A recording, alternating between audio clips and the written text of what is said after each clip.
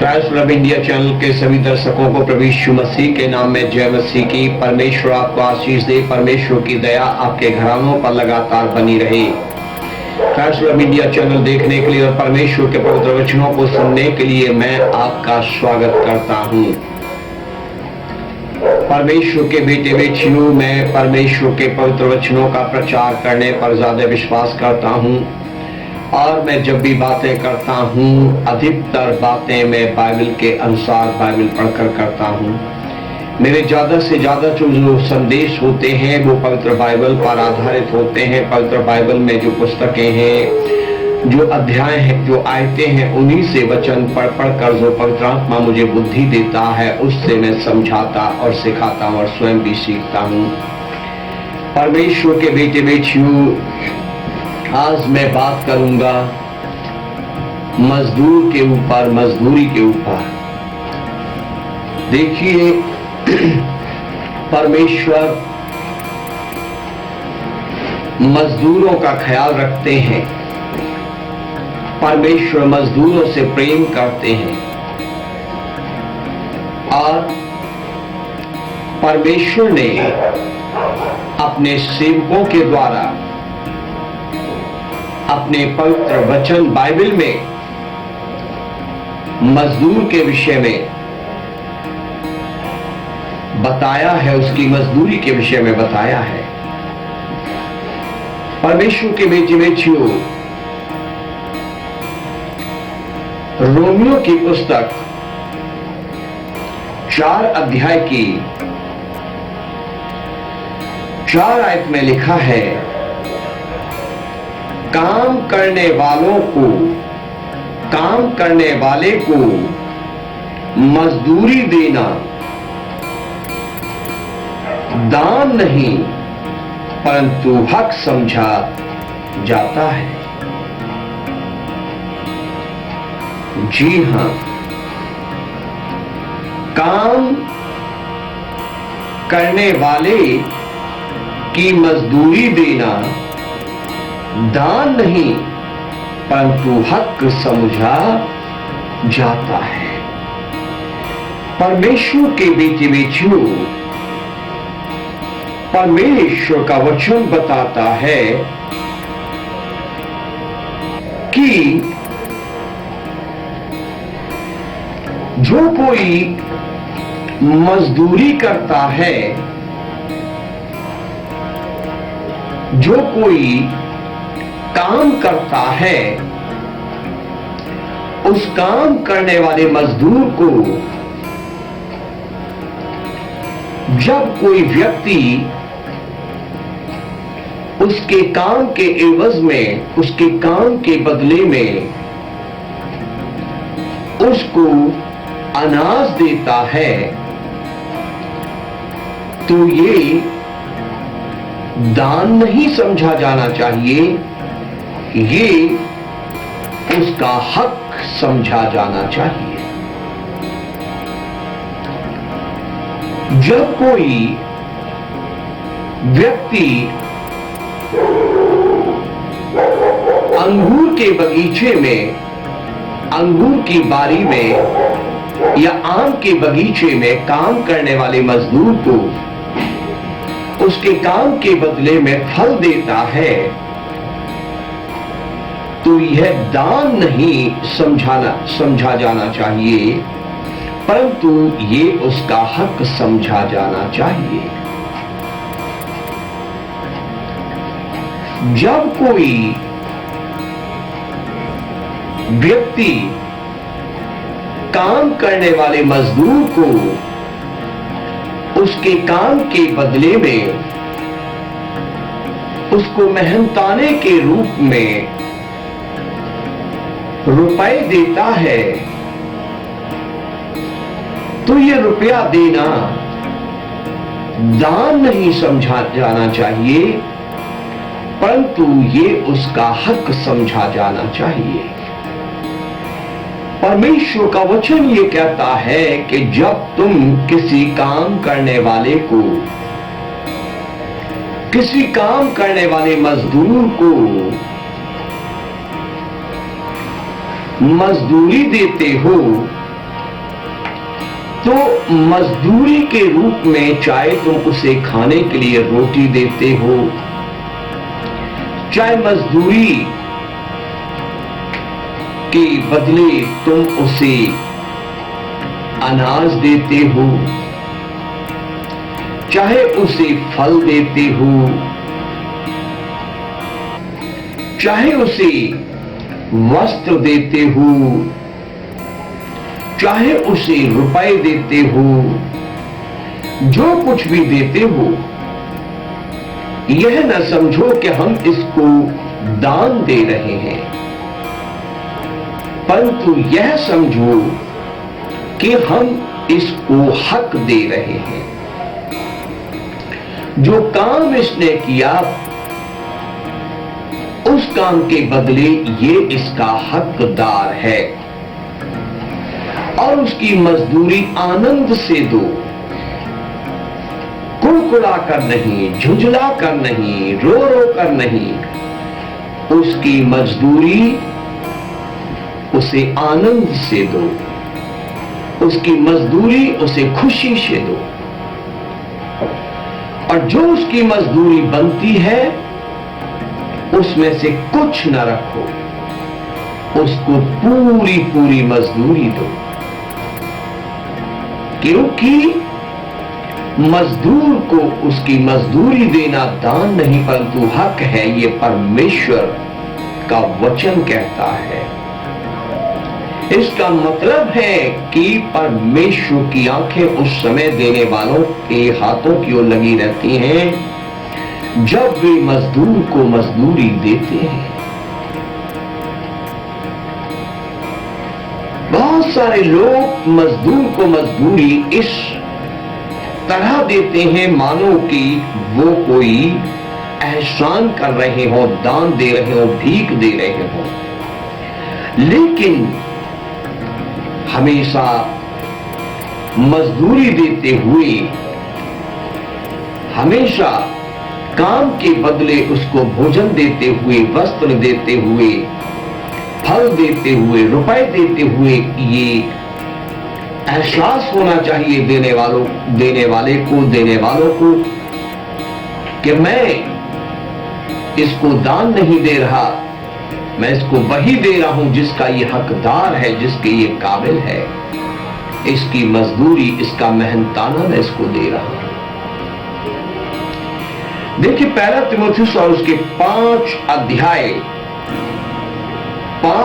अध्याय की 18वीं आयत में भी लिखा है कि मजदूर अपनी मजदूरी का हकदार है, और इससे पहले लिखा है कि पवित्र शास्त्र कहता है दामने वाले बैल का मुंह न बांधना, क्योंकि मजदूर अपनी मजदूरी का हकदार है। दावनी करने वाले बैल का मुंह न बांधना, क्योंकि मजदूर अपनी मजदूरी का हकदार है। जैसे बैल जिस अनाज पर दावनी करता है, उस अनाज के ऊपर चलते समय बैल का मुंह बांधने के लिए मना किया गया है, और कहा गया है कि वो जो कार्य कर रहा है उससे, जहां वो दावनी कर रहा है उसमें से वो खाने का हकदार है, क्योंकि वो वहां काम कर रहा है। इसी प्रकार मजदूर जहां काम करता है वहीं से उसका पालन पोषण होगा, वहीं से उसका पेट भरेगा, वहीं से उसकी जरूरतें पूरी होंगी, वहीं से उसको आनंद मिलेगा, वहीं से उसको शांति मिलेगी। इसलिए मजदूर को मजदूरी देना दान न समझो, उसका हक समझो, और समझो कि मजदूर अपनी मजदूरी का हकदार है, और आनंद से उसको उसकी मजदूरी दो। हालेलुया। अब मैं आपको ये बताता हूं कि ये मजदूर बाइबल के अनुसार कौन है। हाँ, अगर आपके यहां कोई संसारिक तौर पर खेत में काम करता है, आपका घर बन रहा है उसके लिए कार्य करता है, आपकी कोई कंपनी है उसमें कार्य करता है, आपका कोई ऑफिस उसमें कार्य करता है, तो वो भी मजदूर है, वो मजदूरी का हकदार है, और उसकी मजदूरी देना दान नहीं, उसका हक समझकर उसे आनंद से दो। साथ ही जो सुसमाचार प्रचारक हैं, जो सुसमाचार सुनाने की सेवा करते, जो सुसमाचार सुनाने का काम करते हैं, वो परमेश्वर के मजदूर हैं। ये संसार परमेश्वर का खेत है और मनुष्य जो इस संसार में चल फिर रहे हैं, ये परमेश्वर की फसल है। और इस फसल में कार्य करने वाले परमेश्वर के मजदूर हैं। इस परमेश्वर के खेत में कार्य करने वाले परमेश्वर के मजदूर हैं। और परमेश्वर के मजदूरों का काम है लोगों के लिए प्रार्थना करना। परमेश्वर के मजदूरों का काम है कि परमेश्वर के कामों की लोगों के बीच गवाही दें। परमेश्वर के मजदूरों का काम है परमेश्वर के पवित्र वचनों का प्रचार करना, परमेश्वर के पवित्र वचनों से सिखाना। और जो ये परमेश्वर के मजदूर हैं, इनको जब कोई खाना देता है, जब कोई इनको फल देता है, जब कोई इनको वस्त्र देता है, जब कोई इनको रुपए देता है, तो वो दान समझकर ना दे, वह उनका हक समझकर दे कि हमारे लिए प्रार्थना करते हैं, ये हमें परमेश्वर का वचन सुनाते हैं, ये हमें परमेश्वर का वचन सिखाते हैं, ये परमेश्वर के हमारे बीच मध्यस्थी की सेवा में लगे रहते हैं। ये परमेश्वर के मजदूर हैं। इस अनुभव के साथ, इस विश्वास के साथ, जो कुछ उनको देते हो आनंद से देना चाहिए, खुशी से देना चाहिए। देखिए, लूका की पुस्तक 10 अध्याय की पहली आयतों में लिखा है, जब प्रभु यीशु जी ने 70 चेलों को वचन प्रचार करने के लिए 2-2 करके भेजा, तो प्रभु यीशु जी ने कहा कि पक्के खेत बहुत हैं, स्वामी से प्रार्थना करो, खेत के स्वामी से प्रार्थना करो कि वो मजदूर भेजे।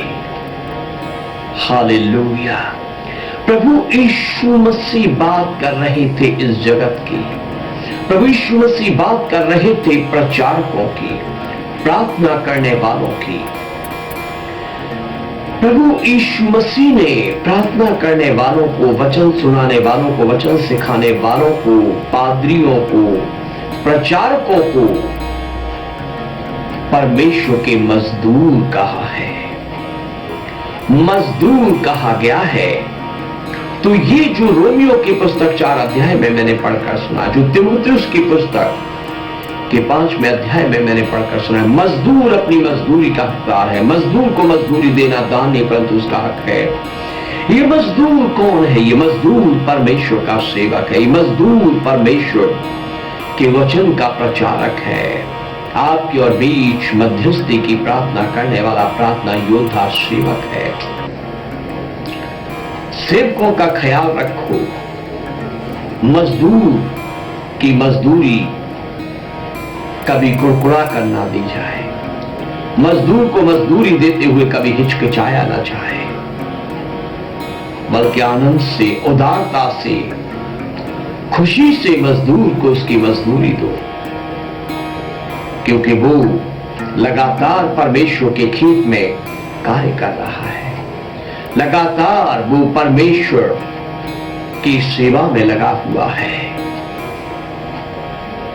जैसे बैल के विषय में कहा गया कि जहां वो दांव नहीं कर रहा वहीं से वो खाए, उसका मुंह न बांधा जाए।